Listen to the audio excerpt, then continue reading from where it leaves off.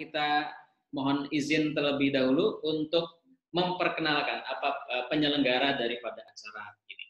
Baik, sahabat sekalian yang berbahagia,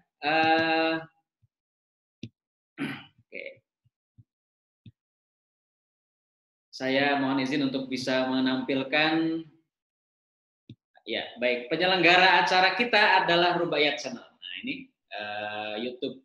Rubaiyat Channel adalah YouTube di mana sebagai channel pembelajaran belajar membaca Al-Quran dan juga syiar-syiar mudah, cepat, menyenangkan belajar membaca Al-Quran yang di bawah koordinasi Yayasan Sintesa dan PT Sintesa Rubaiyat Indonesia. Ya.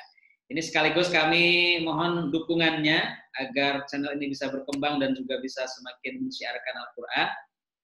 Bagi para pemirsa, sahabat yang belum bergabung dalam channel ini, dipersilahkan atau dimohonkan untuk bisa mensubscribe, ya, mensubscribe channel ini. Rubaiyat Channel, jangan lupa gambarnya ini ada gambar Ustaz Hamim Thohari dan gambar saya di sini. Ya. Ada beberapa pembelajaran video yang sudah kita upload di sini dan juga mungkin termasuk insya Allah acara kita kali ini pun juga akan kita share.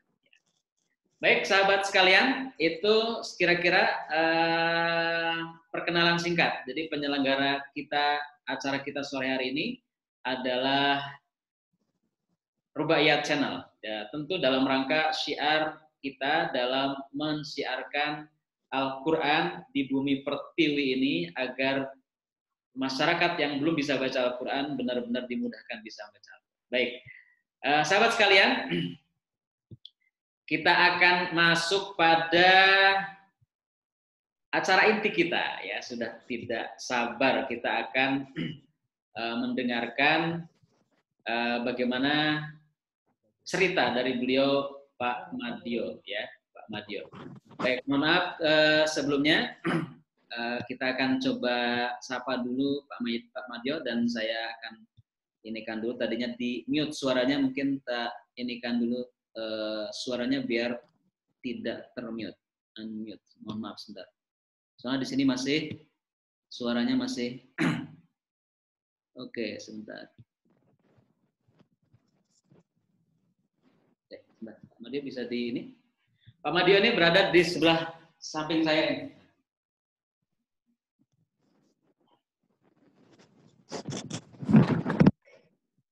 Oke. Ya, suaranya sudah masuk ya. Baik. Nah, ini biar tidak berdengung, saya inikan suaranya. Baik. Ya, assalamualaikum Pak Madyo. Waalaikumsalam warahmatullahi wabarakatuh. Ya, alhamdulillah sore hari ini Pak Madyo bisa bersama-sama dengan kita ya. Terus terang walaupun saya sudah sekian tahun berkomunikasi dengan Pak Madyo ini atau bersahabat dengan beliau, ini akhir-akhir ini jarang ketemu ya, selain karena pandemi. Beliau sepertinya ada sering banyak di luar kota ya, kalau nggak salah di Lamongan ya. Lamongan ya. Ya, ada apa sih di Lamongan? Ada proyek apa di Lamongan? Ada kegiatan di sana dengan anak-anak, Ustaz. Masya Allah. Oke. Saya dengar di sana Pak Madyo ada satu hal yang program yang menarik di mana itu program bahasa Inggris ya Pak Madyo ya. Iya, betul Ustaz. Program bahasa Inggris tapi membentuk karakter ini menarik bisa ada khususnya. Ya. Di lain waktu mungkin Ustaz. Baik. Madyo, mungkin sedikit kenalan dulu ya Madyo. Madyo dari asli dari Klaten ya. Kelahiran tahun berapa? Iya. Terima kasih Ustaz. Bapak Ibu, pemirsa semuanya, Rubaiyat Channel. Perkenalkan, nama saya Madyo Yunisanto. Saya asli lahir di Klaten. 1975 saya lahir di Gantiwarno dan besar di Klaten juga. Begitu Ustaz. Berarti sekarang usia 45. Ya. Oh, berarti hampir sama dengan saya sebenarnya. Ya. Ini yang kelihatan lebih tua itu saya atau Pak Madio? Ya, baik. Saya 43 tahun, kalau Pak Madio 45 tahun. Iya. 2 tahun ya. Ya, baik. Bapak-bapak yang berbahagia itu perkenalan singkat. Putranya berapa Pak Madio? Saya ada 4, Ustaz. Oh, 4 ya? Iya. Sama, 4 ya. Kebetulan 4 ini juga simbolnya rubaiyat. Rubaiyat itu 4, serba 4. Anak saya juga 4 aja teman-teman. Oke, baik. Pak Madio, bisnisnya, karena gini Pak Madio, karena waktu itu karena share acaranya Pak Madio di sosmed, itu kemudian langsung ada yang tanya, ini MLM atau apa katanya, kan judulnya kan 7,5 miliar kemudian lunas dalam 2 tahun. Apakah ini pakai model MLM atau apa gitu kan? Saya nggak bisa jawabnya gini, saya bilang jawabnya pas acara itu ikut gitu kan. Yang jelas ini bukan MLM lah gitu kan. Moga Pak Madio, ini bisnisnya apa nih Pak Madio? Baik. Ibu Bapak semuanya yang saya hormati, terima kasih atas kesempatan hari ini. Mudah-mudahan pada sore hari ini Allah Ta'ala memberkahi kita dengan kasih sayang yang sempurna. Saya sampaikan cerita singkat perjalanan bisnis saya. Tahun 2006 saya mendirikan perusahaan jasa konstruksi dan berjalan dengan baik. Berlangsung sampai tahun 2012. Di tahun 2012 itu usaha yang saya lakukan mulai berkembang dengan baik. Dan saya tidak menyadari perkembangan saya ini dilirik oleh perbankan. Perbankan mulai merapat, mendekat kepada saya, menawarkan tawaran-tawaran untuk ajukan kredit dan lain sebagainya. Bapak Ibu yang saya hormati, ternyata kalau bekerja itu tidak memakai ilmu, kita akan kesasar. Seperti yang saya alami tahun 2012, saya tidak ngerti ilmu tentang perbankan, tentang hukum-hukum hutang itu bagaimana. Akhirnya pada tahun 2012 itu saya melakukan akad kredit di sebuah bank yang nilainya cukup besar, 1,2 miliar pada saat itu. Yang sebenarnya saya tidak membutuhkan uang itu, karena usaha saya juga berjalan dengan baik. Tidak ada proyek yang memang harus dibiayai waktu itu? Tidak ada proyek yang harus dibiayai. Tetapi karena penawaran itu terus sangat menarik, dan akhirnya saya ambil. Begitu awal mula petaka. Awal mula petakanya ya. Ya. Itu konstruksi di bidang apa Pak? Kalau saya pada mulanya perusahaannya berjalan di bidang jasa konstruksi, di bidang perpipaan pipa, pipanisasi ya.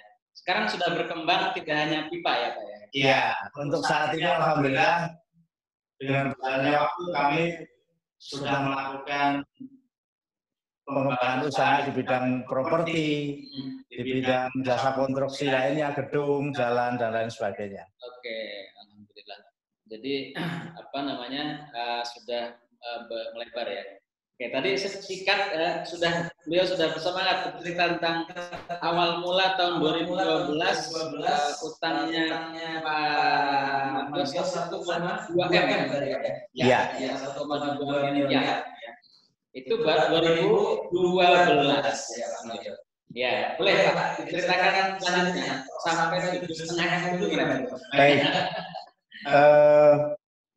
Ibu Bapak semua, sahabat Rubaiyat Channel, pada saat saya mempunyai akad kredit 1,2 miliar, tidak sampai di situ.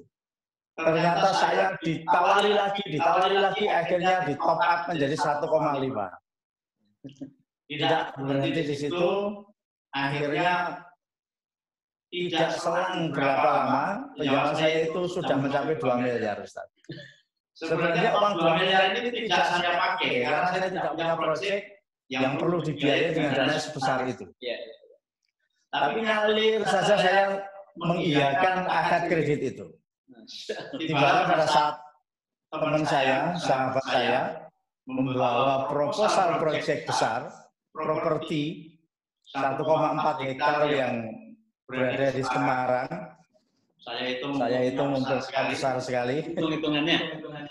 Akhirnya saya ambil proyek itu.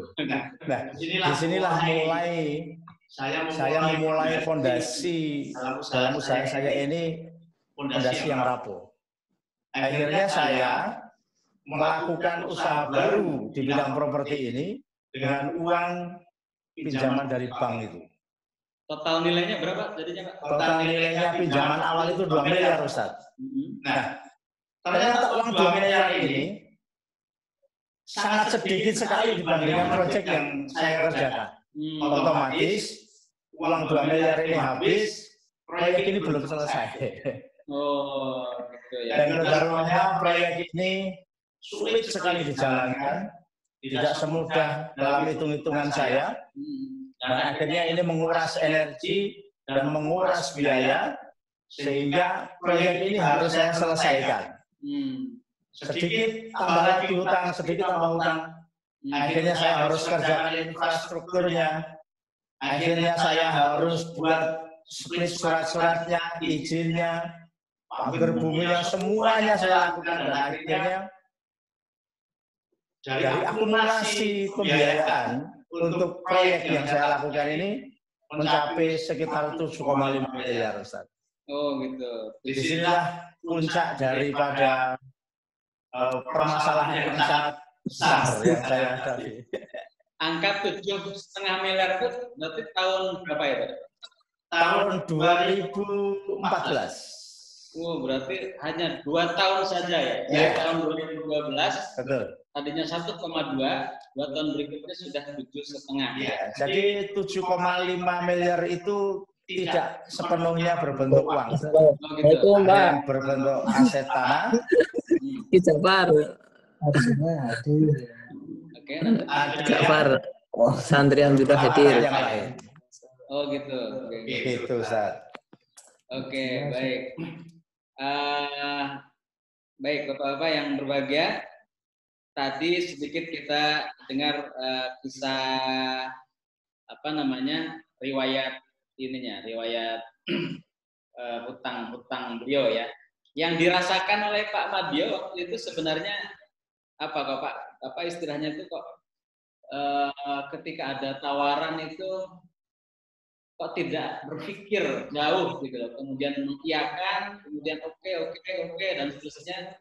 Kemudian juga bahkan sampai tidak terasa sudah 7,5 itu Pak dan Pak Madio. Kira-kira mungkin bisa untuk pelajaran kita nih. Untuk pelajaran kita semua, karena saya pelaku duluan.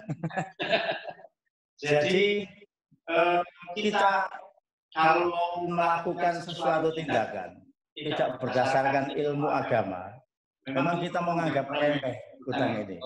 Hutang ya hutang saja. Ternyata dalam agama kita, agama Islam, hutang ini sangat dilarang oleh Allah Subhanahu wa taala. Nah, saya ngertinya ini setelah 7,5, Ustaz. Tahunya setelah hutangnya 7,5. Iya, saya tahunya ini setelah hutang saya sudah 7,5 miliar. Setelah saya ketemu Satata, saya ketemu sahabat-sahabat yang baik, akhirnya ada pengertian-pengertian yang masuk ke saya bahwa tidak mudah kita melakukan usaha dengan modal dari pinjaman bank.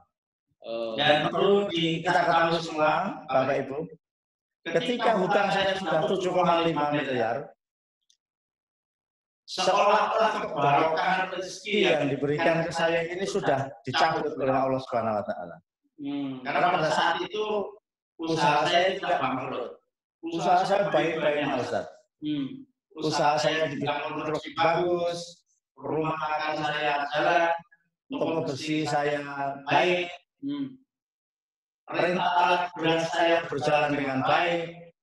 Setiap bulan penghasilan saya itu lumayan besar. Tetapi barokah yang ada, saya sudah tidak merasakan kebarokahan itu.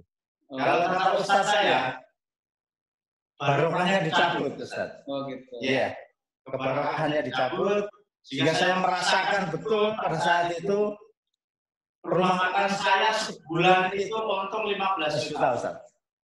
Tetapi saya tidak bisa merasakan nikmatnya uang 15 juta itu. Karena begitu saya masukkan ke bank, sudah nggak ada sisanya lagi. Karena yang harus dimasukkan juga sebenarnya lebih dari itu. Karena yang di bank itu sudah musuhnya sudah miliar, Ustaz. Iya, Masya Allah. Ketika saya menerima uang sewa rental alat berat 25 juta atau 30 juta, itu pun saya tidak bisa merasakan nikmatnya uang 30 juta itu. Jadi semua yang kita hasilkan itu barokahnya dicabut oleh Allah Subhanahu wa taala, dan saya tidak bisa merasakan nikmatnya rezeki yang benar, rezeki yang diberikan oleh Allah kepada saya. Benar-benar rezeki itu saya tidak bisa merasakan nikmatnya. Kita tidak bisa merasakan bahagianya memakai uang hasil kerja kita ini. Masya Allah. Begitu, Ustaz. Barakallah. Jadi ini pelajaran buat kita nih, para pemirsa sekalian ya. Betapa hutang ini satu hal yang sangat menyiksa ya. Uang 30 juta kok nggak terasa gitu. Kita pegang uang 100.000 aja kok senangnya luar biasa gitu. Pegang uang 30 juta kok rasa nggak berasa gitu, gitu. Ada hal yang salah pasti. Jadi Bapak-bapak yang berbahagia dan para pemirsa, jadi memang betul tadi yang disampaikan oleh Pak Madio. Jadi kalau dalam agama kita ini memang diluruskan, ini ada banyak ustadz di sini ya. Yang namanya berhutang, apalagi berhutang ke bank, ya, itu banknya bank konvensional lagi kan. Maka itu akan menjadi suatu hal yang karena riba, ya itu pasti tidak berkah. Meski yang namanya hutang itu dalam Islam itu ada ayatnya boleh, kan berhutang itu memang boleh. Tetapi ini saya coba bikin slide, tapi mungkin nanti ada sesi lain lagi aja. Kira-kira gambarannya gini.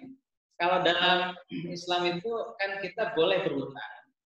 Kemudian Nabi pun juga pernah berhutang, tetapi ternyata asalkan ada dua hal. Yang pertama berhutang tapi harus dicatat, gitu kan? Terus yang kedua berhutang tetapi untuk urusan yang benar-benar mendesak, karena Nabi Muhammad itu pernah berhutang untuk makan gitu. Makan kan berarti yang mendesak ya, bukan hutang untuk misalkan membeli sesuatu atau melakukan sesuatu yang sebenarnya nggak butuh ya. Tadi disebutkan oleh Pak Madia itu berhutang tapi kan sebenarnya nggak butuh itu yang namanya hutangannya. Jadi ini sudah melenceng daripada sunnah Rasul. Ya. Tidak butuh tapi hutang gitu kan. Nabi Muhammad itu berhutang boleh tapi dalam keadaan memang betul-betul butuh gitu kan. Nah ini sekalian. Jadi dua hal yang pertama kebetulan banknya konvensional, terus yang kedua berhutang, tapi berhutang dalam kondisi tidak butuh gitu kan. Nah ini kan menjadi berlipat-lipat, sudah tidak berkah, ya kemudian sudah menjadi suatu hal yang pemborosan gitu kan. Maksudnya jadi orang yang tidak bersyukur lah istilahnya gitu kan. Karena dia tidak mau menikmati, kita tidak mau menikmati apa yang Allah berikan, tapi menginginkan sesuatu yang sebenarnya kita belum memilikinya atau belum selayaknya kita dapatkan gitu kan, tanpa di luar kemampuan kita gitu ya.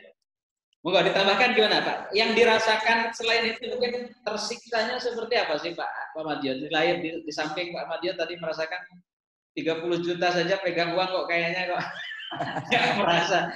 Apalagi ini cerita mungkin yang menarik. Baik Ustaz.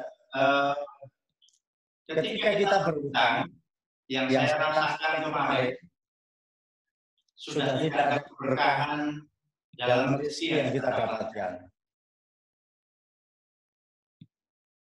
Yang kedua, saya merasakan beratnya menjalani hidup karena memang hutang ini beban yang paling berat.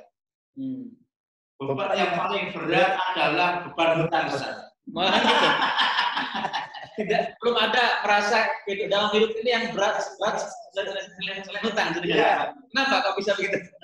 Ada istilah yang menarik yang saya terima. Jadi ketika saya berhutang besar ini, saya tersadar, saya ikut salah satu kajian. Ustadz saya kebetulan pada saat itu membahas tentang hutang. beban terberat yang dihadapi setiap manusia adalah beban hutang.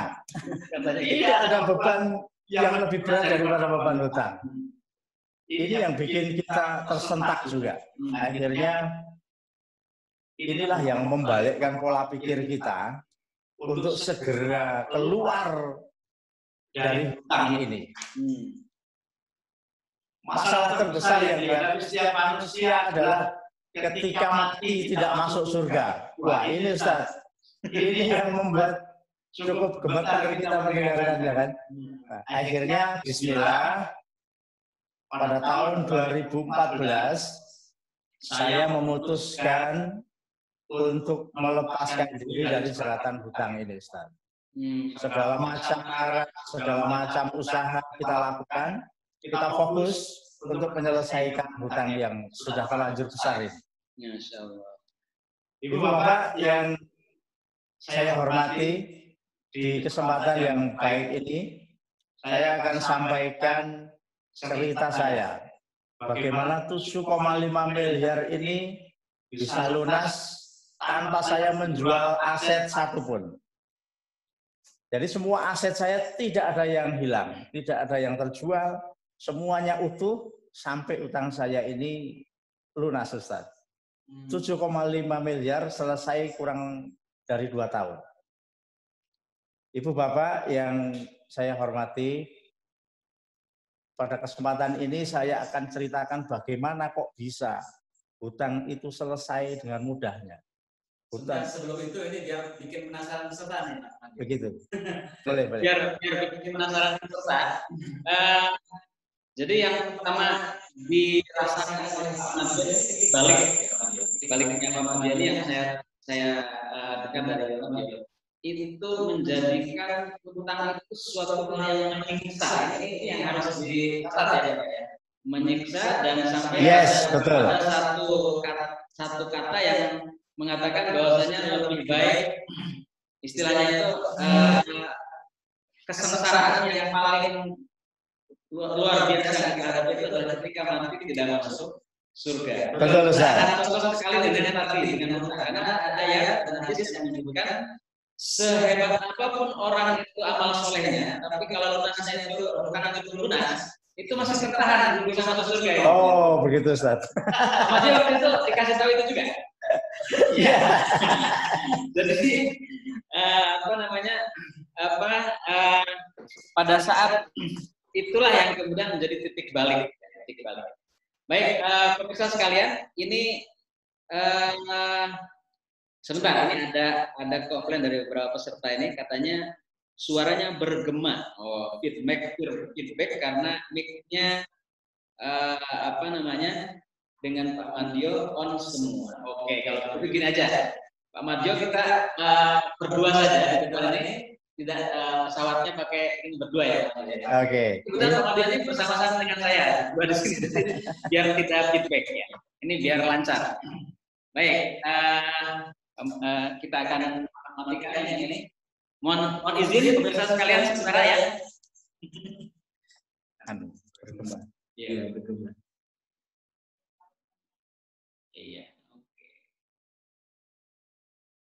Baik. Saya nggak usah. Iya. Moga Pak Madio di sini. Nah, ini ada juragan fotografi Pak Doni. Masya Allah, terima kasih atas supportnya dari Pak Doni ini. Ya, baik pemirsa sekalian, sudah oke nih suaranya sekarang? Sudah oke suaranya? Ya, boleh ada yang chat di ini apakah sudah? Wah, oke, sudah oke ya. Sudah oke dari Pak Basuki. Baik, alhamdulillah. Terima kasih ya. Jadi kita akan coba lanjut ini ceritanya. Oke, ya. Baik. Nah, ini kebetulan kita sudah berdua di sini. Ya. Baik, sahabat sekalian, silakan dilanjut Pak Madio ceritanya. Baik. Cerita hutang ini memang tidak ada habisnya. Bapak Ibu sekalian, ketika kita punya hutang, masalah apapun yang kita hadapi itu menjadi negatif. Menjadi asbab untuk tidak bahagia. Apapun yang terjadi, itu menjadi asbab kita untuk sedih. Apapun yang kita hadapi, itu menjadi sebab kita untuk merana karena hutang ini. Jadi tidak ada hal yang positif dalam hal hutang ini. Saya pernah berhitung, saya pernah oret-oret hitung-hitungan, siapapun yang memulai usahanya dengan hutang, apapun itu, besarannya kecil ataupun besar, saya pastikan akan kesulitan di dalam melakukan usahanya. Karena hitung-hitungannya kita ini sudah kalah di depan. Pembayarannya sudah pasti, usaha kita belum pasti, untung. Begitu, Ustaz.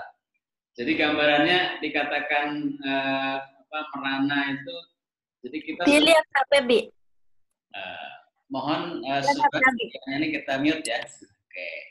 Jadi gambarannya itu karena hutang itu sudah dipatok, kita harus ada pendapatan sekian juta setiap bulan untuk membayar. Ya, udah. Di satu sisi, maaf kita mute dulu suara yang Cewek. Bersuara. Oke, lanjut ya. Jadi karena di satu sisi kita harus memastikan ada pendapatan segitu, sementara yang namanya pendapatan sehebat apapun pengusaha ya tetap nggak pasti ya, namanya sesuatu yang gaib ya, sehebat apapun. Sehingga memang itu ya sengsaranya di situ salah satunya. Ya. Terus dari sisi lain tadi mungkin Pak Madian sampaikan dari berbagai macam sudut lain apalagi yang dikatakan bahwasanya itu nggak baik bahwasanya hutang itu. Baik. Untuk urusan keluarga pun akan terseret di dalam urusan hutang ini, Ustaz. Jadi kita sudah tidak bisa ramah dengan anak karena waktu kita sudah 100% tercurahkan untuk ngurusi yang namanya hutang ini. Iya. Jadi biasanya kita jalan-jalan dengan keluarga, ramah dengan anak istri, itu sudah tidak ada waktu untuk ramah-ramah di rumah ini. Jadi luar biasa efek dari hutang ini sudah masuk di dalam setiap sendi permasalahan. Jadi sesuatu hal yang seharusnya bisa dinikmati, jadi tidak nikmat gitu ya. Iya, betul. Apapun gitu betul. ya. Betul. Saya pernah dengar cerita Pak Madya itu pakai mobil mewah gitu ya. Tapi di atas mobil mewah itu malah sengsara. Itu gimana tuh ceritanya? Tahun 2013 kalau tidak salah. Saya pulang dari Jogja, lampu merah Kalasan, itu kan agak lama, Ustaz. Saya pakai mobil baru, saya pakai sopir pribadi, saya duduk di belakang, pakai AC-nya juga dingin, waktu itu jam 2, panas-panasnya itu. Di samping kanan saya itu parkir Kijang, Boyo, Ustaz, yang tahun 80-an itu. Tanpa AC, kacanya bening, anak istri bercanda, tertawa riang sekali. Saya bengong melihat ini ada yang salah gitu. Nah, inilah sampai saya itu tidak bisa menikmati apa yang saya bawa. Saya tidak bisa menikmati apa yang saya punya. Sebenarnya apa yang saya miliki ini luar biasa. Jauh lebih mewah daripada mobil yang ada di samping saya ini. Itu malah tidak bisa menikmati. Nah, ini yang luar biasa membuat saya harus segera selesai keluar dari suratan hutang ini. Begitu. Jadi kita tidak mampu mengolah semuanya untuk menjadi baik. Iya, betul. Jadi semuanya itu larinya kepada keburukan. Betul, insya Allah. Begitu, Ustaz. Iya. Jadi itu salah satu ilustrasi ya para pemirsa sekalian, betapa hutang itu sangat menyengsarakan ya. Punya suatu hal yang seharusnya bisa dinikmati, tidak benar-benar bisa menikmatinya ya, Masya Allah ya. Lebih baik istilahnya itu tidak punya hutang dan kemudian membawa sepeda ontel gitu ya, daripada punya hutang tapi kemudian mobil mewah, rumah mewah, ya betul, dan seterusnya begitu ya. Sangat tepat sekali. Ya. Baik, ini titik baliknya ya Pak Madyo ya. Nah, boleh silakan dilanjut ceritanya nih Pak Madyo, sampai bagaimana caranya Pak Madyo atau kemudian pertolongan Allah itu datang kepada Pak Madyo sehingga dalam jangka waktu antara berapa 2013 atau dari 2014 sampai 2016 akhir itu hutang itu kemudian terlunasi atas kehendak Allah Subhanahu wa taala. Ini yang tunggu-tunggu ini. Saya akan ceritakan bagaimana 7,5 miliar itu selesai dalam waktu 2 tahun. Jadi saya berdoa kepada Allah bahwa saya bertobat akan hutang ini.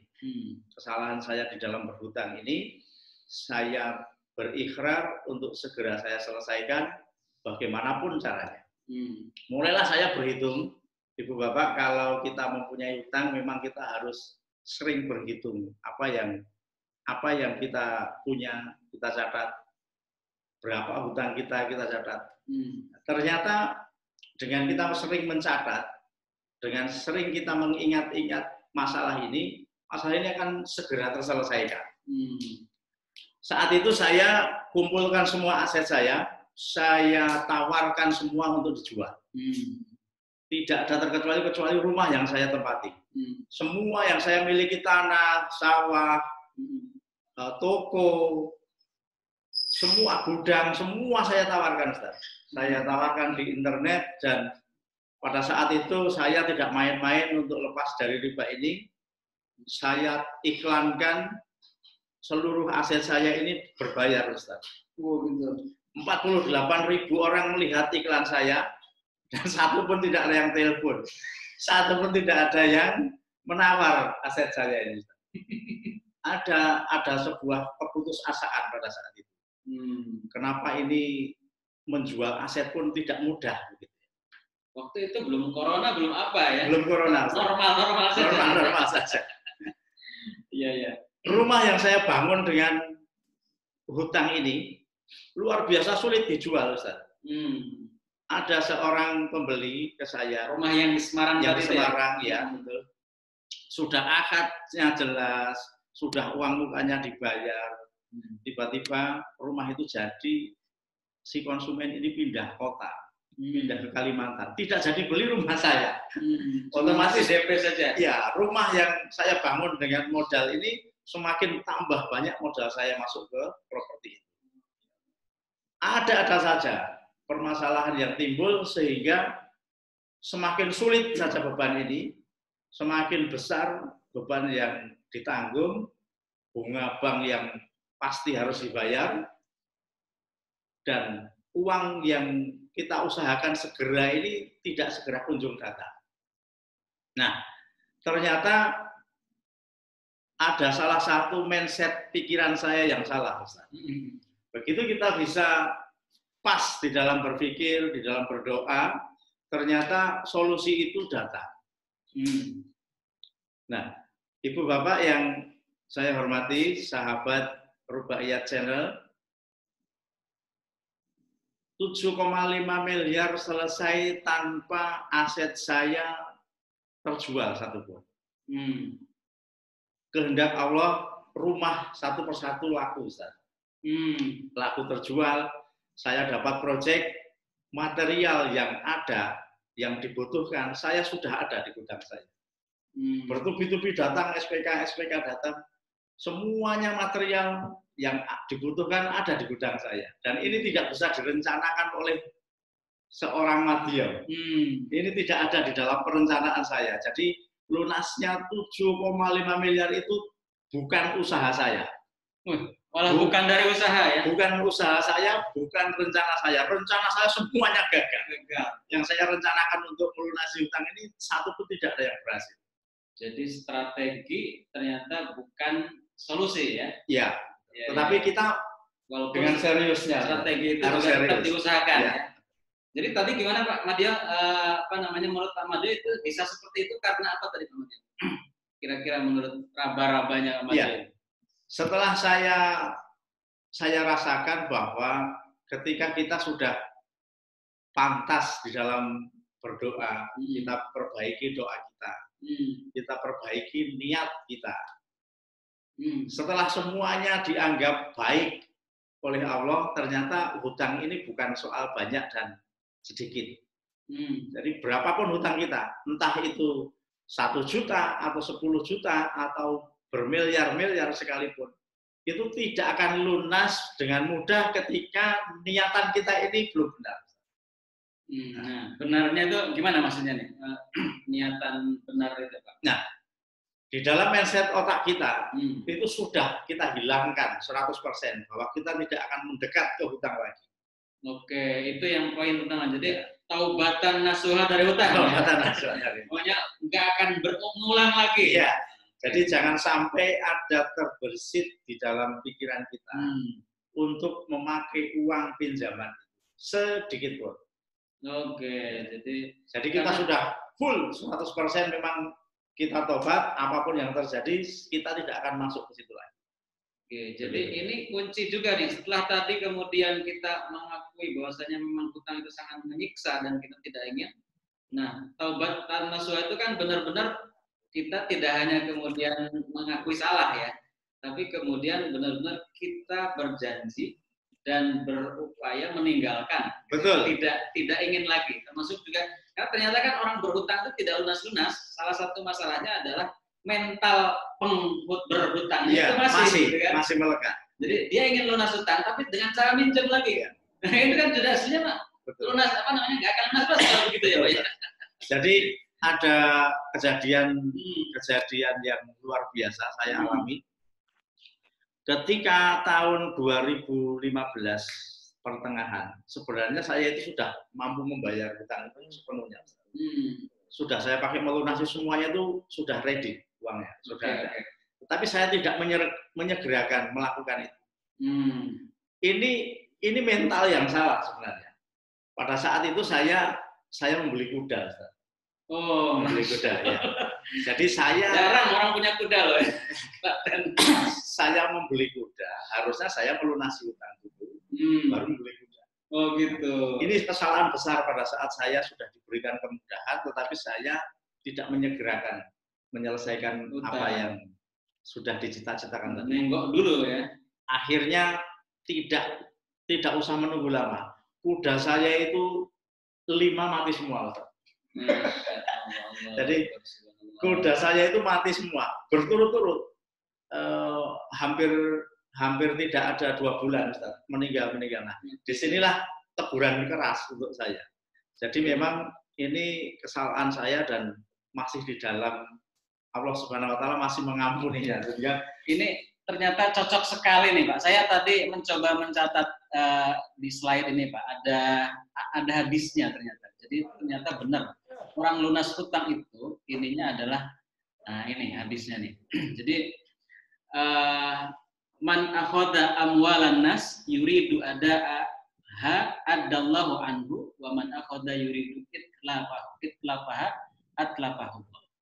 Barang siapa dia meminjam harta manusia dan dia ingin membayarnya, maka sebentar ini enggak kelihatan, maka Allah akan membayarkannya. Tapi barang siapa yang meminjamnya tidak ingin membayarnya, maka Allah akan menghilangkan harta tersebut. Jadi mental berupaya ingin membayar itu memang harus 100%. 100%. Jadi karena hadisnya jelas. Kalau kan persoalannya gini, ada orang kemudian seperti yang tadi ceritakan Pak Fadil, nanti kok sewa lah gitu kan, atau kemudian dia punya uang untuk membayar hutang gitu ya. Tapi kemudian ketika itu ada terbersit sedikit saja gitu kan. Nantilah nggak apa-apa, bayarnya belakangan nggak apa-apa, gitu kan belum jatuh tempo. Gitu. Bahaya. Nah itu benar di sini. Ya, ada sedikit saja keinginan tidak ingin membayar, maka itu akan dihilangkan hartanya oleh Allah Subhanahu Wa Taala. Nah bahkan mohon maaf, ada contoh misalkan gini, saya dulu pernah merasakan. Jadi gara-gara ingin lunas hutang, dia kemudian pinjamnya itu ke saudara, pinjamnya untuk melunasi hutang itu kepada teman dekat dan seterusnya. Tapi terus terang dalam pikiran kecilnya dia mengatakan begini. Kenapa pinjamnya ke saudara ke teman? Karena kalau ke saudara, kalau ke teman itu kan nggak akan dioyak-oyak. Kalau seandainya nanti tidak bisa membayar, gitu. Betul. Berarti kan sebenarnya dia itu ada niat jahat, tidak mau melunasi sewaktu-waktu. Betul. Maka benar kalau seperti itu dia akan dihilangkan hartanya oleh Allah Subhanahu Wa Taala. Jadi betul sekali. Jadi memang ini yang paling luar biasa ya. Nah, baik. Ini saya baru mengerti kalau itu ada hadisnya.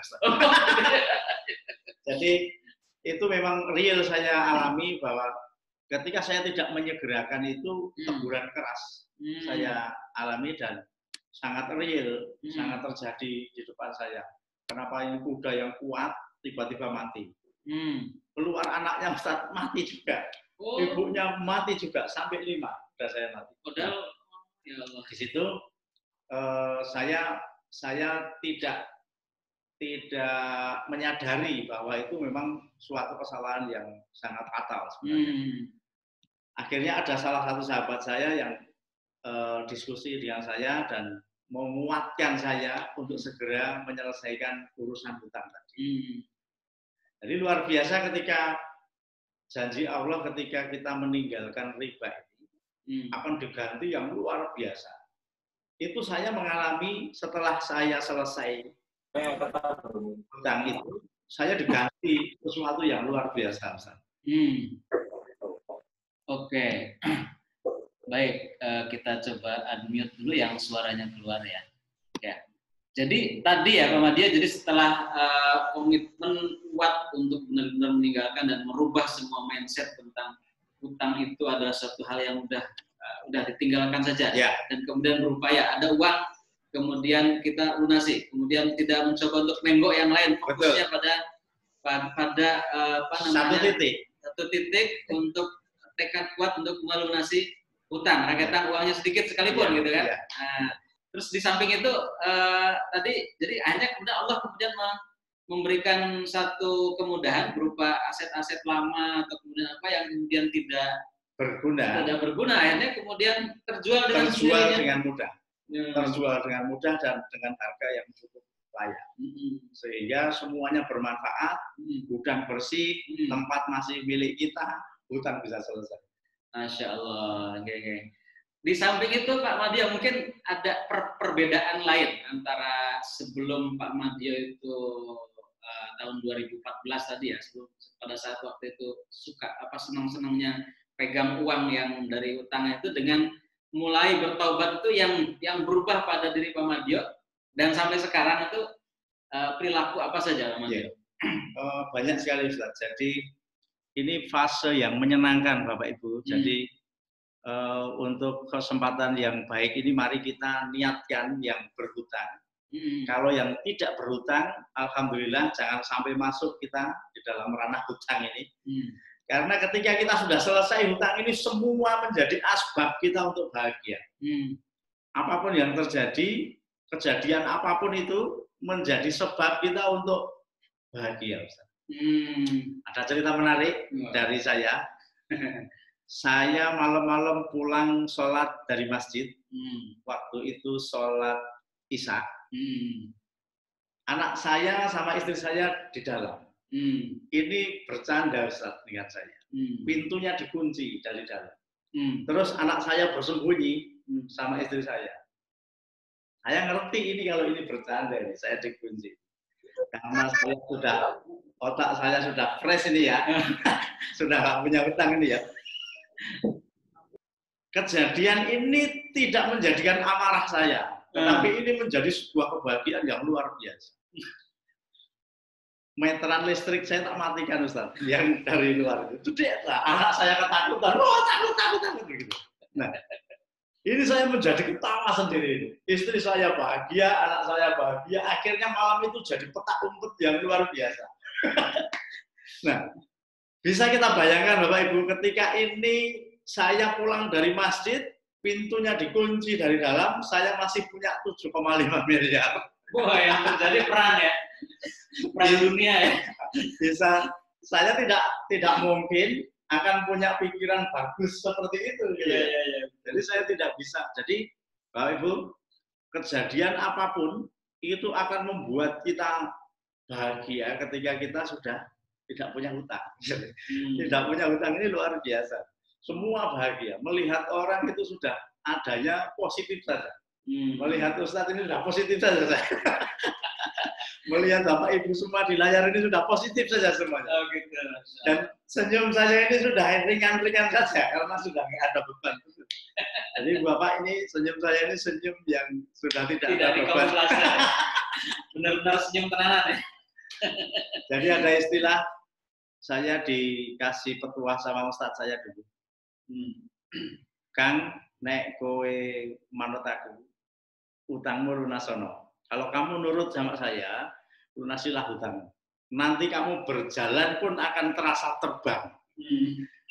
Jadi ini lucu, Bapak Ibu.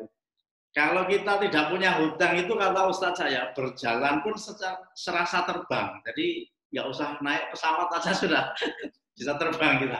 Dan itu betul, Pak Ibu. Jadi apapun yang terjadi, ketika kita sudah tidak punya beban hutang itu, ringan semua. Tidak ada masalah semua. Masalah itu menjadi kebahagiaan.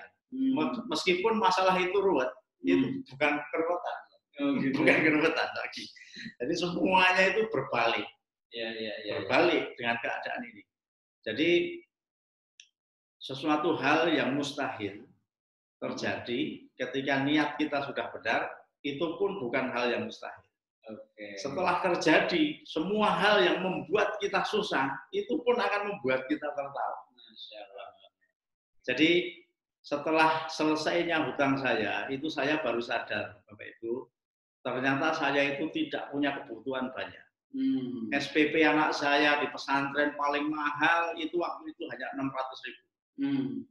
Solar mobil saya ternyata 100.000 saja sudah keliling Klaten berkali-kali nggak habis-habis.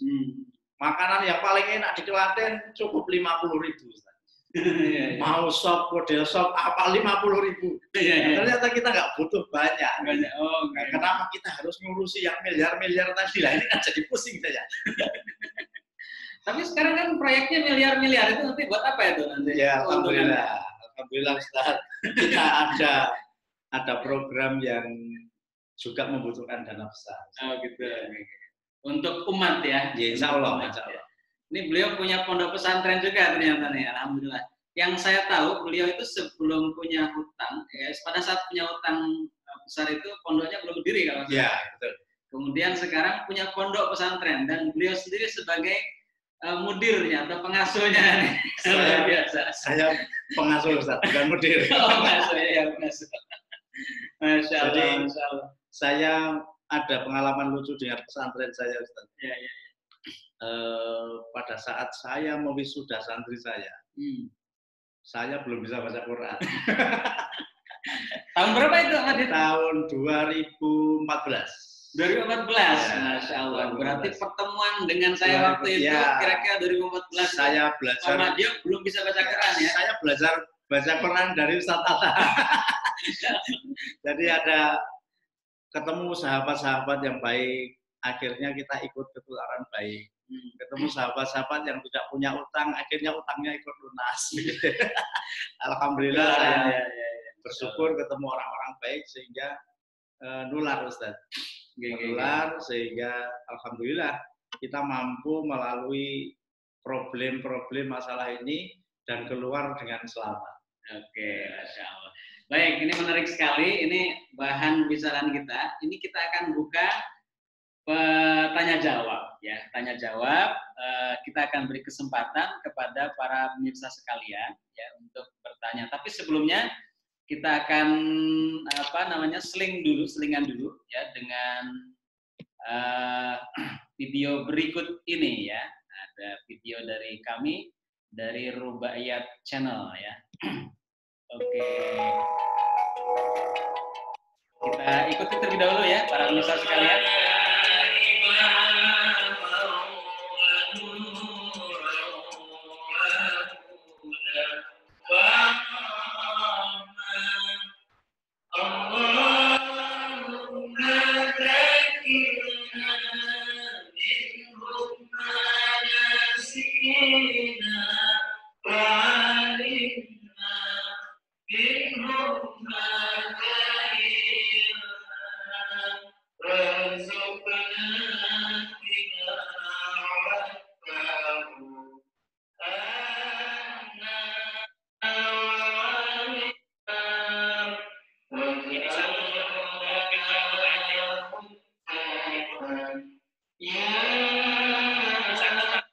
Ya, baik, para Bapak sekalian. Ya, sedikit saya ceritakan dulu ya, itu tadi video kegiatan dari Rubaiyat Channel atau Rubaiyat.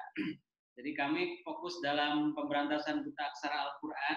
Banyak yang ditanganinya adalah bapak-bapak, ibu-ibu sepuh ya. Sebagian anak-anak. Kalau yang anak-anak sih kebetulan kami punya yayasan juga, Guru Ngaji Berdaya ya, di bawah Mursid TPA. Nah, untuk yang bapak-bapak banyak kita ditangani oleh metode rubaiyat. Nah, tadi adalah salah satu tempat di Galspur Klaten yang kebetulan 2 tahun yang lalu mereka belum pada bisa baca Al-Quran. Ya, belum pada bisa baca Al-Quran, termasuk tadi banyak cerita yang pada utangnya banyak. Gitu seperti karena memang ternyata berbanding lurus ya, belum bisa baca Quran tuh kadang biasanya juga utangnya juga banyak. Banyak cerita begitu intinya gitu ya.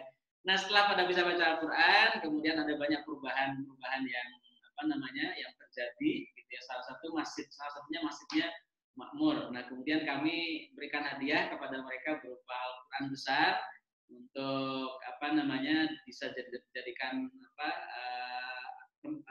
Al-Quran yang dibaca setiap harinya di rumah masing-masing. Nah, terkait dengan ini, kami kemudian punya jaringan guru ngaji dan menyebarkan guru ngaji di semua kota, dan saat ini kita sedang menggarap di Klaten, di Sukoharjo, Boyolali, kemudian Solo, kemudian Magelang, Jogja, yang dekat-dekat dulu di sekitar Klaten, dan insya Allah Bandung sedang akan digarap juga, dan beberapa kota-kota yang lain. Tapi sementara yang 5 kota besar ini, kita bikin jaringan guru ngaji tiap kecamatan, jaringan guru ngaji tiap desa, kemudian nanti dan sudah mulai berjalan pelatihan-pelatihannya, murid-murid ngaji dicari oleh mereka, dan kemudian kita kasih alat peraga guru-guru ngajinya, setiap murid ngaji kemudian dikasih juga buku gratis untuk belajar, termasuk juga nanti kalau sudah bisa dikasih Al-Quran. Nah, gitu. Nah, terkait dengan ini kesempatan baik ini, nanti sebelum kita ada sesi tanya jawab, ini kita buka kesempatan kepada para pemirsa kalau ada yang mau bersedekah ya, mau bersedekah melalui kami, bisa ketik di chatnya ini ya, chatnya Zoom atau di chatnya Zoom di sini. Nanti kita akan ngerekap, panitia akan ngerekap, mau misalkan panjenengan mau ikut membantu 1 buah Al-Quran ya, kebetulan Al-Qurannya Al-Quran besar, harga 120.000 ya kira-kira, misalkan, atau mungkin 2 Quran, 10 Quran, 100 Quran dan seterusnya, silahkan diketik. Seandainya tidak memungkinkan 1 Quran, misalkan setengahnya atau mungkin seperempatnya, nggak masalah, pokoknya silahkan. Atau tidak pun tidak apa-apa, ini hanya sekedar memberikan informasi. Nanti silakan para pemirsa sekalian yang ingin ikut bergabung dalam program pemberantasan buta aksara Al-Quran, insya Allah Al-Quran yang akan dibagikan kepada mereka dibaca, dan dibaca per hurufnya adalah 10 kebaikannya, selain mengalir kepada yang membaca, mengalir juga kepada para pemirsa sekalian. Karena insya Allah dengan bersedekah itu pahalanya akan mengalir jadi pahala amal jariyah. Demikian ya, mulai dari sekarang sampai nanti ditutup, silakan diketik. Jika ada yang pemirsa yang akan berkontribusi untuk pemberantasan buta aksara Al-Quran, silakan diketik, boleh dengan nilai rupiah, boleh juga dengan 1 Quran, 2 Quran, 5 Quran, 10 Quran, dan seterusnya ya, atau dan seterusnya. Baik, selingannya kita cukupkan Pak Madio ya. Kita akan masuk pada sesi tanya jawab. Ya, untuk sesi tanya jawab ini, para pemirsa silakan dibuka video atau suara pisnya ya, wajahnya ya, dibuka wajahnya. Oke, dibuka wajahnya silakan. Sudah belum Bapak Ibu? Ini kelihatan masih ada yang wajahnya masih belum dibuka ini. Oke, sip. Baik, 1, 2, 3 sudah mulai dibuka wajahnya semuanya. Iya. Oke, sip. Nah, bisa sambil dilambaikan tangannya ya, para pemirsa sekalian, silakan dilambaikan tangannya.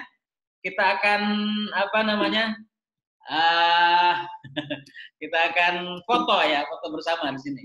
Oke, masih sebentar ya, kita Oke, sip. Baik, klik gitu ya. Baik, silakan kita buka pertanyaan kepada para pemirsa yang mau bertanya, langsung pakai voice-nya ya di sini. Mungkin berbagi pengalaman atau gimana, bertanya langsung kepada Pak Madio boleh, gitu ya. Kalau bertanya ke saya, selama saya bisa jawab ya boleh juga, tapi jangan susah-susah kalau bertanya ke saya. Karena tidak punya hutang. Ya, silakan, monggo. Nah, nih. Ada Pak Doni nih, silakan Pak Doni mau menyampaikan pengalamannya nih. Atau siapa? Monggo silakan. Assalamualaikum Ustadz-ustadzku semua. Waalaikumsalam. Monggo, nggih. Ini Pak Sehat Pak Madyo, Pak Doni. Pak Madyo ini adalah salah satu inspirasi saya juga yang membuat saya bisa terbebas dari hutang juga. Ya sebenarnya saya nggak tahu kalau hutang di bank itu termasuk riba. Saya pikir dulu waktu itu cuma ngobrol-ngobrol di kandang kuda ya Pak Madyo ya. Iya betul. Dan kita habis berkuda, habis itu ngobrol-ngobrol, terus bercerita, Pak Madyo bercerita tentang kondisinya dulu seperti ini, dan saya juga ditanyain rumah yang itu dari mana, ya saya bilang aja hutang biasalah, hutang-hutang dari bank lah kayak gitu. Saya pikir nggak masalah lah, pikirku kan seperti itu. Waktu itu nggak masalah, cuman kita nyicil selama nanti 8 tahun kalau nggak salah itu, kalau nggak 8 tahun 10 tahun itu. 2 tahun saya dapat 2 tahun itu baru ketemu Pak Madyo, bisa cerita seperti itu. Pak Madyo menceritakan tentang masalah hutangnya, saya juga menceritakan masalah saya. Dan ternyata dikasih tahu bahwa itu adalah riba, Pak. Wah, kita udah ngerti. Dan oke, setelah kita tahu dengan Pak Madyo, dan alhamdulillah waktu itu masih kurang 160 juta ya Pak ya itu. Ya betul. Saya masih 160 juta. Terus saya bercerita dengan istri. Dan istri sangat mendukung sekali. Bismillahirrahmanirrahim. Pokoknya kita niat untuk bagaimana caranya untuk langsung dilunasi. Ya itu tadi dengan cara apa? Ya. Saya bisa langsung ngomong. Ya. Pak Doni. Halo Pak Doni. Ya. Ya, saya kenalkan ini Pak Doni, Bapak-bapak Ibu. Ini sahabat saya. Beliau ini ketemu saya masih punya angsuran, masih 5 tahun ya Pak Doni ya. Angsurannya dulu masih 5 tahun apa 6 tahun Pak Doni? Gimana? Angsurannya Pak Doni dulu ketemu sama saya masih 6 tahun atau 5 tahun ya? Di kandang kuda. Masih 8 tahun. 8 tahun. Pak Doni ini dengan doanya yang sudah benar, ikrarnya benar, Bapak Ibu semua, ini salah satu inspirasi besar kita. Pak Doni ini hutangnya masih 8 tahun, lunas dalam waktu 8 bulan, rumahnya lunas tanpa hutang, mobilnya ganti baru, beli rumah lagi. Betul Pak Doni ya? Belum 8 tahun. Belum 8 tahun. Tahunan kalau nggak 8 bulan Pak Doni ini ketemu sama saya. Lunas dari Pak Doni ketemu sama saya, utangnya masih 8 tahun angsuran. Saya bilang, Pak Doni selesaikan dengan cepat, jangan 8 tahun. Akhirnya 8 bulan utangnya Pak Doni ini lunas semuanya. Sudah tidak punya hutang, mobilnya yang Xenia diganti baru. Terus beli rumah lagi. Nah, rumahnya dibangun bagus lagi, sukses Pak Doni. Jadi Pak Doni ini diganti yang luar biasa oleh Allah Subhanahu wa taala. Ini rumahnya Pak Doni, daun foto ini. Juragan foto ini. Oh, ini rumahnya bagus, baru ini rumahnya ini. Dan tidak utang ini rumahnya ini. Saya tahu. Alat, Pak. Alat-alatnya juga udah nggak Saya utang. ralat, Pak. Ori gitu. Saya ralat, Pak Madyo. Saya ralat. Iya, Bukan 8 bulan, Pak Madyo. Setelah bismillah itu kan akhirnya 4 bulan, Pak Madyo. Oh, Masya Allah. 4 bulan tuh. Oh, lebih cepat lagi. 4 bulan, ya. Dan pada saat Pak Jadi ada 10 juta. Ya, jadi Pak Doni ini pada saat dia ikrar untuk selesaikan riba ini tidak punya uang. Beliau tidak punya uang, tidak punya tabungan. Tabungannya tidak banyak pada saat itu. Tapi dengan bismillah beliau dapat berapapun dimasukkan bank, berapapun masuk bank. Akhirnya 4 bulan ternyata. Tahu saya 8 bulan. Benar. Tahu saya 8 bulan. Janji Allah dengan hadisnya tadi gitu. Betul, Ya. Pokoknya betul, jangan mencoba sedikit pun menahan atau menggokkan supaya tidak ingin melunasi hutang. Ya. Dan luar biasanya lagi, rumahnya Pak Doni yang satu ini diwakafkan untuk guru ngaji bergaya. Yayasan GNB. Ya. Salah satu rumahnya diwakafkan untuk Ya, GNB, Yayasan GNB. beliau sekarang tinggal di rumah yang baru yang lebih bagus. Dan mobilnya saya tahu ini ngerayain mobil lagi nih Pak Doni. Wah, saya belum tahu. Besok kalian Pak. Jadi memang luar biasa ketika kita keluar dari riba ini, Allah ganti lebih banyak, Allah ganti lebih dahsyat, dan di luar nalar kita. Di luar nalar kita. Oke. Baik, terima kasih Pak Doni. Ini pengalaman tambahan buat teman-teman sekalian ini, yang bapak-bapak dan bu pemirsa sekalian. Ini tadi ada yang tanya juga di chat, tapi mungkin banyak yang bertanya. Nanti ada yang bertanya juga ya Pak Kuat ya. Boleh Pak Kuat nanti, tapi sebentar kita sampaikan juga ada pertanyaan terkait apakah bank utang di bank syariah juga riba gitu ya. Kalau masalah ini kita tidak ingin melampaui pendapat para ulama. Kalau jelas para ulama, apalagi di bank syariah itu ada ulamanya yang dewan syariah, ya tentu tidak riba gitu ya, tidak riba. Kalau cuman yang jadi persoalan itu adalah pinjam bank walaupun tidak riba pun tadi persoalannya itu. Kita kadang pinjam tapi tidak butuh gitu kan sebenarnya, atau melampaui sesuatu hal yang sebenarnya kita tidak mampu gitu kan. Nah, tidak mampu. Nah, disitulah nilai ketidakberkahan nanti akan muncul, gitu kan, akan muncul sehingga kemudian akan sulit gitu kan. Walaupun sebenarnya pinjamnya itu pinjam di bank syariah gitu ya. Ya baik, apalagi kalau pinjamnya di bank yang konvensional, sudah tidak butuh banknya konvensional lagi, wah itu sudah jatuh ke timah tangga itu gitu ya. Moga Pak Kuat Santosa, Masya Allah, dibuka suaranya Pak Kuat, diklik biar suaranya bisa keluar. Oke, sudah Pak? Ya, terima kasih. Oke. Dengaran ya. Nah, apa kabar Pak Kuat? Lama tak jumpa ini. Beliau ini Alhamdulillah. Moga Pak Kuat. Ya, terima kasih atas sharing untuk pelunasan hutangnya. Ya. Saya sedikit ada terputus tadi informasi yang sampai ke Pak Mat ya. Nah. Dalam kaitannya untuk niat melunasan hutang itu, apakah menggunakan artinya dari bisnis yang sudah ada, artinya kan tadi kan diceritakan masih punya pinjaman di bank sekitar 7,5 M ya Pak. Untuk bisnisnya, hasilnya itu diperoleh untuk bayar hutang, ataukah ada sahabatnya membuka usaha baru tanpa menggunakan uang dari pinjaman yang sudah berjalan gitu aja Pak. Terima kasih. Oke. Baik Pak Fuad. Jadi perjalanan bisnis saya Pak Fuad, uang 7,5 itu total semua masuk di properti Pak Fuad. Ya. Untuk menyelesaikan properti dan tidak selesai.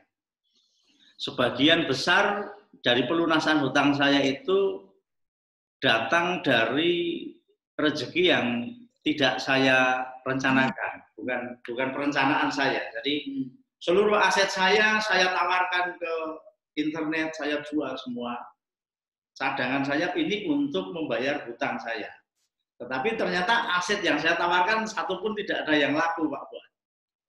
Jadi bagaimana lunasnya itu bukan perencanaan saya, sedikit pun bukan ada dalam perencanaan saya. Jadi seluruh barang-barang yang ada di gudang itu habis sedikit demi sedikit, laku terjual, Pak Fuad. Rumah yang sulit dijual menjadi mudah, harganya yang dulu murah menjadi mahal, begitu Pak Fuad. Jadi ini suatu kemudahan-kemudahan yang saya dapatkan ini bukan karena saya pinter, bukan karena saya ahli, tetapi memang Allah memberi begitu. Jadi pembeli rumah datang sendiri, pekerjaan, memberikan ada job pekerjaan, saya ini sudah punya materialnya. Di gudang itu sudah material bertahun-tahun yang nganggur itu, akhirnya kepake semua, habis-habis. Nah ini perlu pengadaan lagi. Ya, tidak perlu pengadaan lagi. Ini bukan rencana saya, bukan karena saya pandai, bukan karena saya pintar, tapi karena memang Allah sudah berkehendak untuk melunasi hutang saya. Jadi sebenarnya saya tidak ada kehebatan di dalam diri saya untuk menyelesaikan 7,5 ini Pak Fuad. Jadi ini selesai dengan sendirinya saja. Setelah mungkin, setelah doa saya sudah benar mungkin Ustaz. Setelah saya benar-benar sudah memasrahkan diri saya, sudah saya merasa salah dan pertobatan saya mungkin sudah dianggap pas pada saat itu. Terus Allah kasihan dengan saya, ini kasihan ini sama Mas Madiun ini kasihan. Terus dilunasi gitu loh Pak Fuad. Begitu Pak Fuad. Gitu ya, bisa dipahami ya Pak Fuad. Jadi Ada satu lagi Pak Ustadz nanya lagi. Moga, boleh nambah satu lagi pertanyaan? Ya, silakan. Itu satu itu dari sedikit gambaran buat saya. Yang kedua, kaitannya dengan yang disampaikan Ustadz Mas Alu. Disampaikan oleh? Yang disampaikan Ustadz Mansur. Bahwa kita kalau bila mana punya hutang, banyak-banyak bersedekah. Itu kalau kita punya hutang, itu lebih utama mana? Saya bayar hutang dulu atau saya sedekah dulu ya Pak? Untuk mempermudah kita untuk bayar hutang. Itu aja. Masya Allah, ini pertanyaannya susah nih. Ya, nanti tanyanya ke Ustadz Yusuf Mansur sebenarnya. ya. Tapi kalau mungkin dari Pak Madya punya pengalaman gitu. Pak Madya. Jadi pada saat karena gini Pak, saya maaf saya mungkin sedikit kesal gitu sama saya punya teman begitu. Sudah minta tolong sama saya minta bantu, tapi begitu kita tagih agak susah. Tapi dia selalu mengadakan pengajian. Saya bingung, kalau pengajian jam masih makan, setengah makan lagi-nya. Gitu. Iya. Oke, moga Pak Madya bisa dijawab. Ya, kalau sedekah mungkin ini sangat penting juga Pak Fuad. Artinya kita proporsional saja, ya. Tidak bersedekah secara membabi buta. Artinya mengukur kemampuan kita dan mengukur kebutuhan kita. Jadi sedekah itu memang sangat luar biasa, sangat penting juga. Akan tetapi ya kita profesional saja, Pak. Proporsional. Jadi mengukur kemampuan kita. Pada saat saya berhutang 7,5 itu saya juga bismillah ada alokasi untuk sedekah itu. Begitu Pak Fuad. Iya. Itu kira-kira Pak Fuad. Kalau secara pikirnya insya Allah banyak Ustaz yang bisa menjawabnya. Kalau sedekah itu kan artiannya sangat luas ya. Termasuk bayar hutang pun juga sebenarnya sedekah loh sebenarnya. Bayar hutang itu juga sebenarnya sedekah. Zakat itu karena bayar hutang itu jauh lebih wajib daripada sedekah masukkan kenceleng ke dalam kotak ya. Nah, maka sedekah wajib kita salah satunya adalah bayar hutang, bayar hutang. Tapi seandainya kita punya punya keinginan untuk bersedekah di luar itu dan kita kemudian berharap betul dengan sedekah itu menjadikan lantaran Allah memudahkan, itu lebih baik lagi kan gitu ya, lebih baik lagi. Asalkan jangan dilencengkan dengan suatu hal yang tadi ya, misalkan berikan kuda dibeli kuda gitu apa lagi gitu kan. Nah, itu jadi jangan melenceng, semuanya untuk sedekah, oke sedekah. Tapi kemudian tidak melencengkan dana yang seharusnya untuk bayar utang gitu loh ya. Nah, seperti itu kira-kira. Baik, ada pertanyaan lagi yang langsung pakai voice langsung, silakan bertanya. Di sini ada banyak yang sudah dibuka ini voice-nya, silakan. Langsung saja. Saya Pak. Assalamualaikum. Waalaikumsalam. Bu Desti ya, bukan Bu Desti. Waalaikumsalam. Iya. Pak, kebetulan memang kami masih punya hutang di bank. Oke. Tapi untuk membayarnya mungkin kok agak susah untuk melunasinya. Padahal kita juga pengen punya niat untuk bebas dari itu. Tapi kebutuhan hidup untuk memenuhi kebutuhan pengobatan putra kami yang berkebutuhan khusus mungkin juga mendesak gitu. Yang mana yang harus kami utamakan, membayar hutang atau mengobati putra kami yang berkebutuhan khusus gitu. Sementara untuk pengobatan berkebutuhan khusus itu memang harus sangat besar dan harus disegerakan. Enggak, Pak Madya. Sarannya Pak Madya. Mbak Bu Desti ya? Iya. Ya. Jadi pernah datang ke rumah saya, sahabat jauh dari Kalimantan, hutangnya besar sekali, 630 juta, dan saya hitung pendapatan bulanan beliau itu tidak seberapa. Sudah tidak ada rumus bagi Bapak itu untuk melunasi hutangnya. Sudah tidak ada rumus, Ustaz. Saya catat hutangnya di sini sekian. Sampai sahabat saya itu kalau melihat tulisan CIMB, mohon maaf, itu dia sudah tahu, Ustaz. Dia tutup begini. Paham maksudnya Bu ya? Dia sudah sampai dia tidak mampu melihat tulisan nama bank. Jadi sudah tidak ada rumus bagi sahabat saya itu untuk melunasi hutang. Saya sampaikan bahwa yang berhak melunasi hutang itu bukan kita. Yang mampu melunasi hutang kita itu bukan kita sebenarnya. Itu adalah kemampuan, bukan kemampuan kita. Ini memang hak prerogatif Allah Subhanahu wa taala untuk melunasi hutang. Jadi ketika kita doa kita sudah kita tata baik, pertobatan kita sudah benar, berapapun hutang kita, kecil apapun, besar apapun, insya Allah akan lunas. Jadi Bu Desti, insya Allah ketika kita sudah betul-betul pasrah dalam keadaan ini dan mengakui bahwa ini salah dan kita tidak akan mengulanginya lagi, insya Allah jalan itu akan datang bukan karena pikiran kita. Solusi itu akan datang bukan karena kecerdasan kita, bukan karena keahlian kita. Itu akan selesai. Bismillah. Seperti yang saya alami seperti itu. Oke, begitu optimis ya Bu Desti. Optimis Bu Desti. Insya Allah. Jadi intinya kalau mungkin begini Bu Desti. Kalau seandainya saat ini dirasa Bu Desti belum ada terlihat, menurut Bu Desti belum terlihat ada solusi gitu ibaratnya. Mungkin Allah masih belum berkehendak karena ada istilah bahasanya magnet rezeki itu seperti perisai, ya, gitu ya. Ada perisai yang menutupi. Nah, seperti kemarin Pak Madia itu nggak lunas-lunas itu sudah jual sana jual sini, iklan sana iklan sini, nggak laku-laku. Di situ masih ada perisai. Nah, salah satu perisainya itu dosa. Bu Desti, mungkin sangat keresahan itu ternyata sesuatu yang membuat kita resah, yang membuat kita tidak enak ini menjadi nikmat sekali sekarang. Ketika selesai nanti, Bu Desi kan tertawa sendiri, menceritakan keruwetan ini dengan nyaman, dengan nikmat.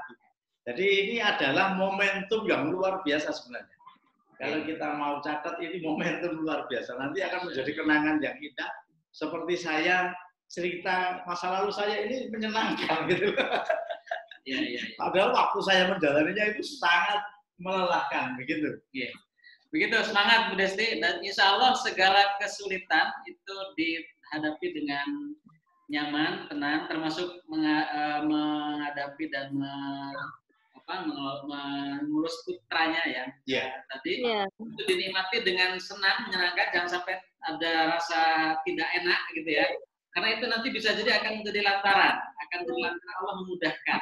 Allah memudahkan. Terus kemudian juga perbanyak. Kalau misalkan merasa saat ini masih ada rasa tadi terkait dengan masalah lunasi hutang itu, kita masih ada keinginan yang terbersit kembali ingin ngutang lagi gitu ya. Ya, kalau pengen ngutang lagi tetap masih ada karena pengobatan anak kan masih berlanjut.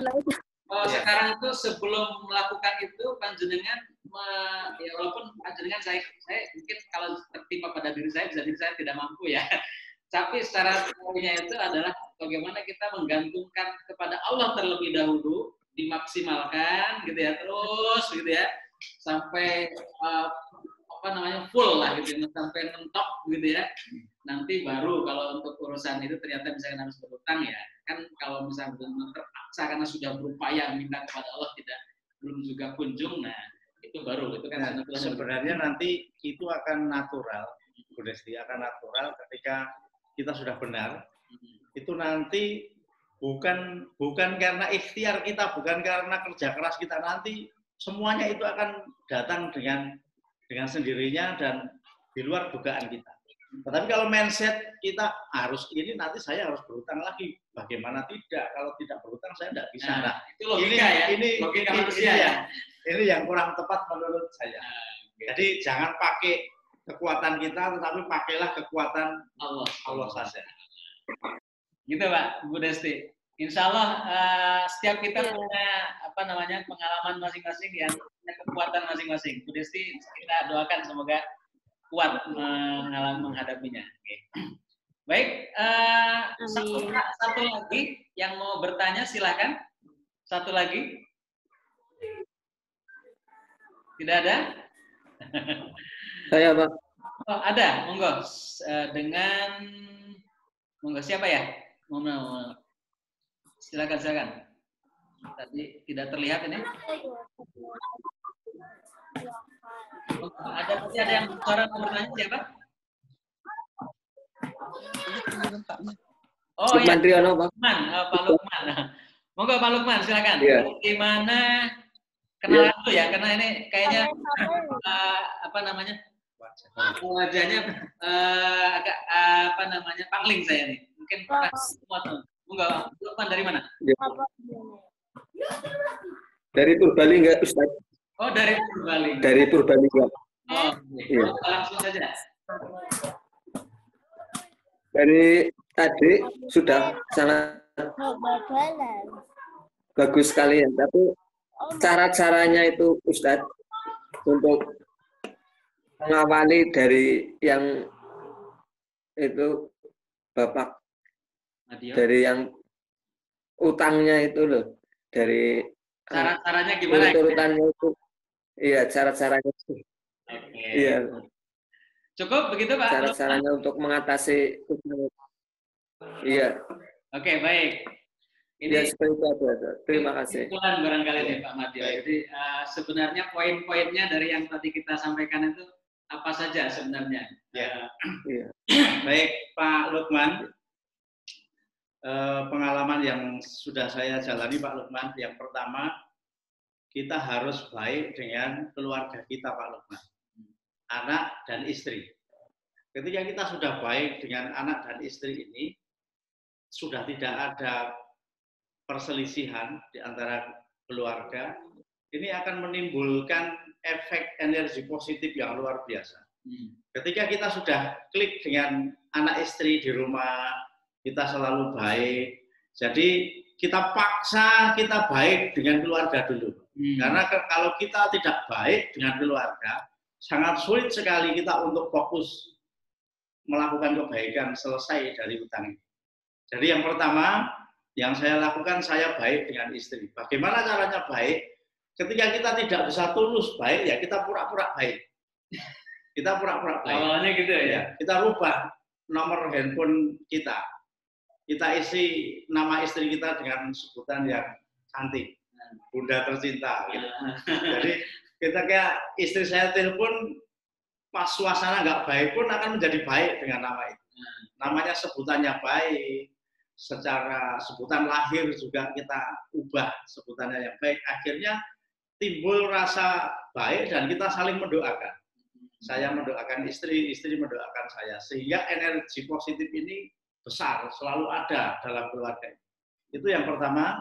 Yang kedua, kita harus selalu ingat dan menghitung. Ini real, harus kita hitung. Berapa sih hutang kita? Kebanyakan orang punya hutang itu nggak tahu loh hutangnya berapa. Hutangnya berapa sebenarnya? Masih berapa itu nggak tahu karena nggak pernah dihitung gitu loh. Nah, Bapak Ibu harus ngitung, kalau punya hutang itu harus dihitung dan dalam buku, bukan kertas. Dalam buku, dan buku itu tidak hilang. Halaman pertama tanggal sekian, hutang saya masih sekian, aset saya sekian, potensi uang masuk sekian. Ini yang akan kita lakukan. Terus kita catat terus. Untuk keseriusan ya. Untuk keseriusan daripada strategi. Langkah kita untuk memperkuat mindset kita bahwa kita jangan sampai lemah, jangan sampai kendor, jangan sedetik pun lupa tentang kewajiban hutang ini. Jadi kita catat terus. Besok kita catat lagi. Kalau ada perubahan, mungkin 2 hari itu sudah ada perubahan. Aset kita sudah laku, atau usaha kita sudah berkurang, atau malah maju, gitu. Kita catatkan terus. Bulan ini potensi uang masuk berapa? Bulan besok berapa? Ini hutang saya masih berapa? Terus kita catatkan, karena ini fokus. Tidak ada urusan lain selain kita melunasi hutang ini. Itu fokus itu. Dengan fokus, dengan serius, dengan niatan yang baik, kita baik dengan saudara, baik dengan keluarga, ini kita akan timbul energi yang positif. Dan satu lagi, resep untuk lunas hutang dengan cepat itu ternyata kita baik dengan siapapun orang yang kita kenal. Jadi kita bisa flashback, kita punya orang yang tidak baik dengan kita itu berapa. Kita datangi, kita minta maaf. Wah, ini luar biasa ini. Kita selesaikan semua masalah kita. Jadi kita punya masalah dengan siapapun, kita tidak boleh malu. Kita datang, kita minta maaf, dan kita selesaikan. Karena rezeki yang diberikan Allah itu tidak langsung dari Allah ke kita. Dititipkan oleh teman-teman kita, orang-orang yang kita kenal. Nah, kalau orang-orang yang kita kenal ini tidak baik dengan kita, tetapi rezeki kita itu adalah lewat dia, Ustaz. Nah, ini nggak bisa masuk. Iya. Jadi saran saya untuk teman-teman yang masih punya perhitungan hutang, langkah pertama adalah clearkan masalah kita dengan semua orang yang kita kenal. Entah itu masalah yang sudah terpendam lama, 10 tahun yang lalu atau 15 tahun yang lalu, kita selesaikan. Apapun risikonya kita hadapi. Semuanya kita rangkul lagi, kita selesaikan, kita clearkan. Nah, setelah kita baik dengan orang ini energi positif sangat luar biasa masuk kita. Kekuatan besar. Semangat kita untuk bekerja ini menjadi ringan tanpa beban. Karena kita sudah tidak punya halangan lagi. Mau kemanapun kita enjoy, karena kita sudah tidak punya musuh.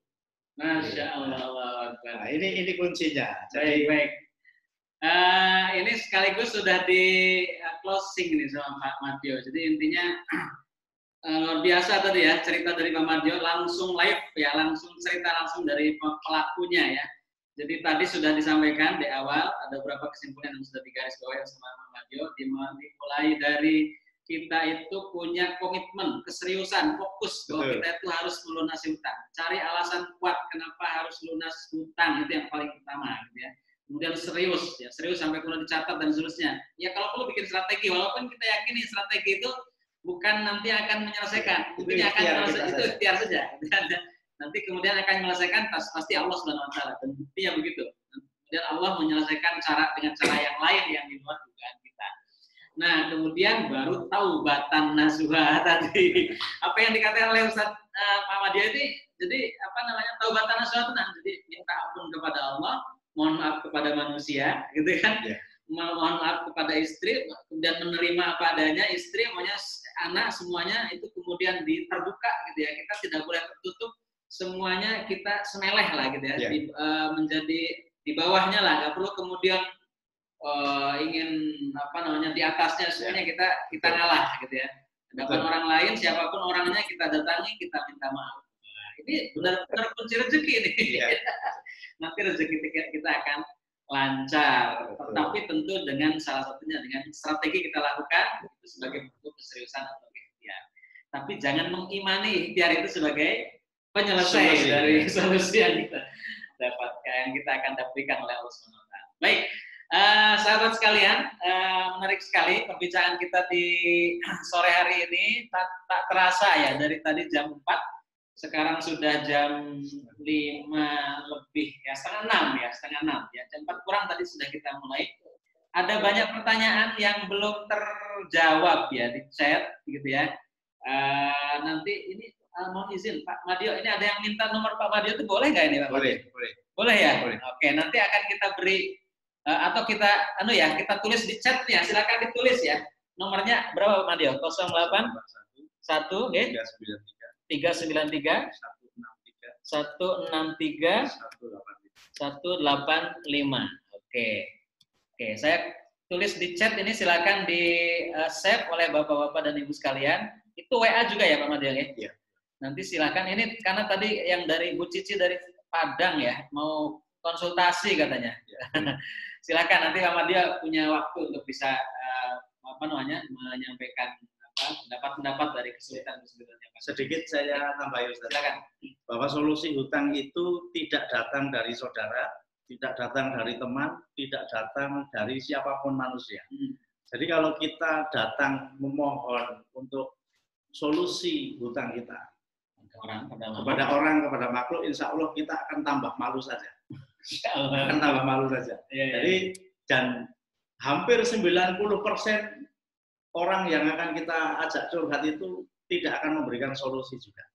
Jadi bismillah, solusinya hanya satu, kita taubatan nasuha, kita atur keluarga kita mulai perjalanan baru ini dengan bismillah, mudah-mudahan Allah segera memberikan solusi itu. Jadi solusi bukan berada di sahabat kita, teman kita, itu hanya wasilah-wasilah kecil saja. Yang terutama adalah keridhaan dari Allah Subhanahu Wa Taala. Mohon maaf atas segala kekurangan dari saya.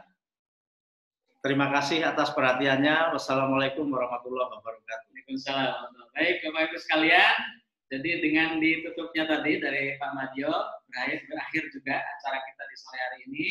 dan dihaturkan terima kasih kepada para pemirsa sekalian yang sudah bersama-sama kita dalam acara yang menarik di sore hari ini. Tadi kami menyampaikan program pemberantasan buta aksara Al-Quran. Nanti mohon izin jika ada informasi lagi terkait dengan itu dijabrikan kepada panjenengan semua. Nanti silakan jika ada follow up tidak lanjut untuk berdonasi untuk program pemberantasan buta aksara Al-Quran. Sangat kami tunggu ya. Dan kita tutup ya untuk pertemuan kita sore hari ini. Semoga sore ini adalah sore yang diberkahi, kita dimudahkan atas semua urusan. Bagi yang memiliki hutang, Allah lunaskan dalam waktu yang singkat, dalam waktu yang cepat, ya tentu dengan cara Allah Subhanahu Wa Taala, gitu ya. Kalau dengan cara Allah kita sudah sangat yakin, sangat dimudahkan, bagi Allah adalah satu hal yang sangat mudah. Baik, Bapak Ibu yang dirahmati Allah, kita tutup pertemuan kita di sore hari ini dengan membaca doa penutup majelis. Subhanakallahumma wa bihamdika asyhadu an la ilaha illa anta astaghfiruka wa atubu ilaik. Wassalamualaikum warahmatullahi wabarakatuh. Waalaikumsalam warahmatullahi wabarakatuh.